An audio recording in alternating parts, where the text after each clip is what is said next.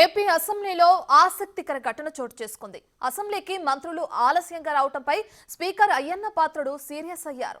Question hour ని మంత్రులు serious గా తీసుకోవాలని అన్నారు. మంత్రులే ఆలస్యంగా వస్తే ఎలా అని ప్రశ్నించారు. సమయం పాటించాలని హితవు పలికారు.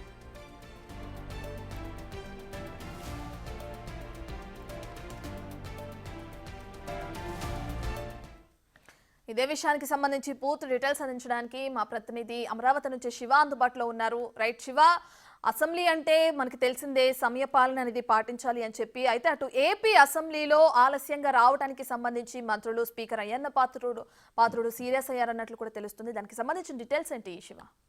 అట్లా మొత్తం మీద చూసుకుంటే శాసనసభలో ప్రతిరోజు ఉదయం ప్రశ్నోత్తరాలు, ఆ తర్వాత 0 అవర్ జరుగుతుంది. ప్రశ్నోత్తరాలకు సంబంధించి కూడా 4 రోజుల ముందుగానే ఆ శాఖలకు సంబంధించిన మంత్రులకి అసెంబ్లీ నుంచి పూర్తి స్థాయిలో సమాచారం అందుతుంది.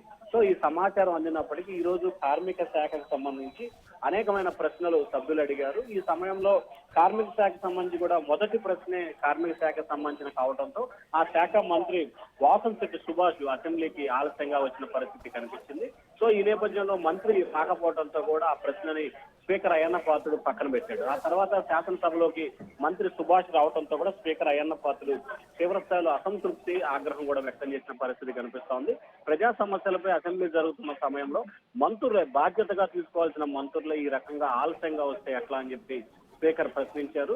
మంత్రులు బాధ్యతగా తీసుకొని శాసనసభను సజావుగా జరిగేందుకు సహకరించాలని చెప్పి స్పీకర్ ఒక చురకరండి. అలాగే మంత్రులు బాధ్యతగా తీసుకున్నట్లయితేనే శాసనసభ సజావుగా జరగడంతో పాటు సభ్యులు అడిగిన ప్రశ్నలకి రాష్ట్ర ప్రజలు సమస్య పరిష్కారం జరుగుతుంది కాబట్టి ఖచ్చితంగా మంత్రులు బాధ్యతగా తీసుకోవాలనేది స్పీకర్ ఆలోచన కనిపిస్తోంది.